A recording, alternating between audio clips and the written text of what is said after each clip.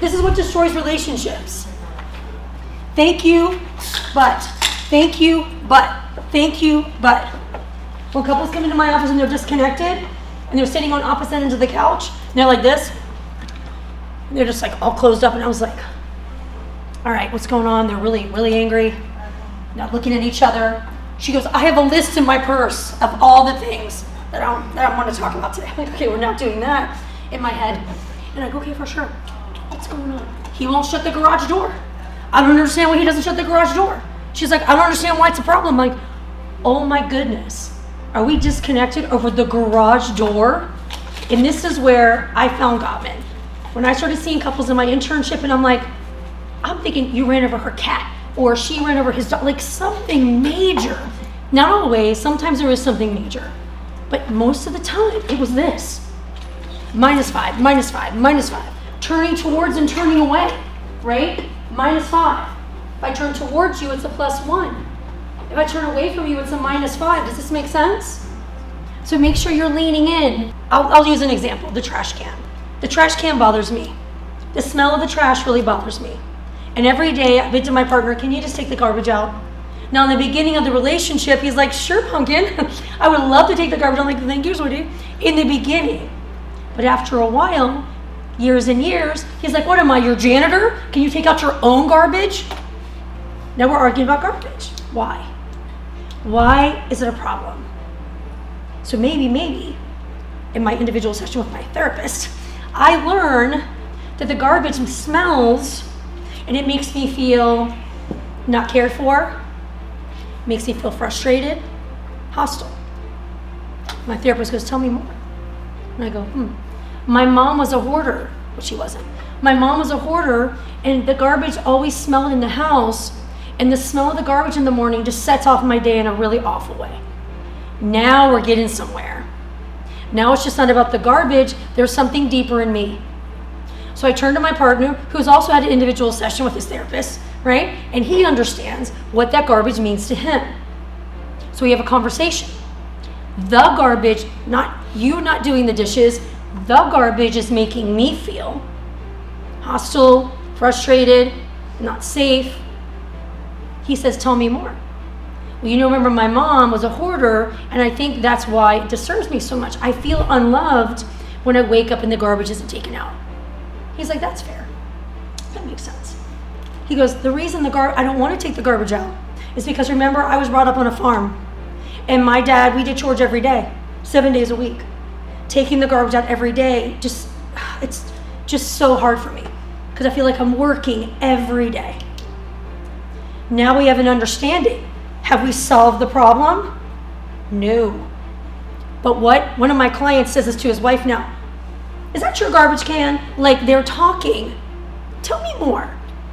Is that your garbage can? Yeah, is that your garbage can? He came in and told me that. When something's bothering them, like something's bothering her or him, tell me more about your garbage can, because there's something deeper going on. If it's perpetual, if it's one of those 78% and it's perpetual, there's something deeper going on. And to find that deeper, typically you need a therapist to do it. Sometimes you can kind of figure it out on your own, but you have to be mindful. If the banks are too high, I'm not your mother. So what's the problem? You see what happens when the banks are too high? When the banks are here and they're nice and full, then you can go, oh, that's right. But if I get my clients here, that's the last thing they want to hear. But understanding yourself and being able to turn into your partner in these bids, that's what they are. I'm bidding, like Maisha was talking about. She's bidding to her partner. I leaned in and said, can you bid and I, my, me? It changed the whole thing, did it not? It became about her. Why does it matter? +1, -5. Do this as much as you can. And that way when something does happen, there's enough in the positive bank to take a withdrawal. Is that fair? So make sure that you have love maps. That's the beginning. Make sure you have these rituals. Make sure you're building this. So when something goes awry, which it will, master couples fight more than disasters. They do, but they know how to repair. Disaster couples don't know how to do that. So these are our BS bubbles. This is our beliefs. Growing up, family, adolescence, childhood. That's the way my partner sees the world. Growing up, family, adolescence, childhood, that's the way I see the world. Doesn't mean it's the truth. It's my truth based on my beliefs. Not all our belief systems are BS. Some of them are, some of them aren't.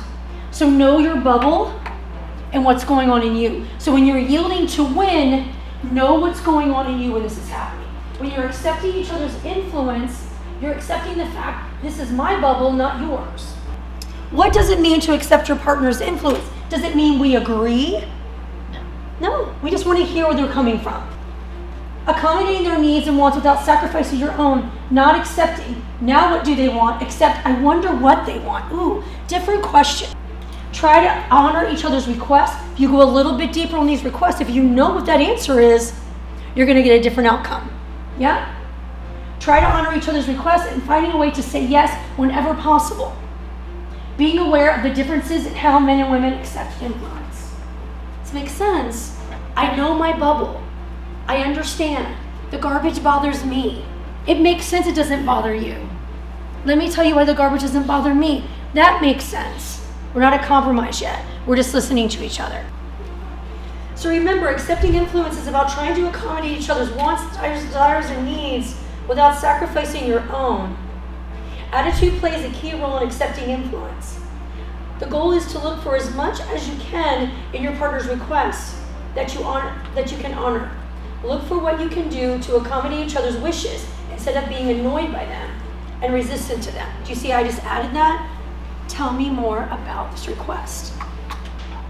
So try to visualize these scenarios if you can in your partner and the one you're having conflict in. The more vividly you put yourself in each situation, the more effective the exercise will be. Try to respond to the message being expressed, not your partner's tone or voice. Assume that within that message is a reasonable request which could be agreed upon. So find a green light conversation, something that you guys have issues with. Work on this conversation together. Listen to each other. I, my, me. Take all the yous out. So the example is usually when you come home from your sales job, you're tired and having to be on all day. All you want to do is play video games with your wife, whose job entails far more interaction with computers than people, craves connection. One night she gets very angry when she tries to talk to you, but you don't peel your eyes away from the screen. You tell her you're tired of chatting. She yells, well, what about me? I'll go crazy if I can't talk about my day. Reasonable part of wife's request, talk to me about her day. To talk about her day. You say, I'm sorry, what if I give you a half an hour to just chill out and then we can talk? So find a scenario, something that's a little bit green light, something that you have a little conflict with, and yield to win.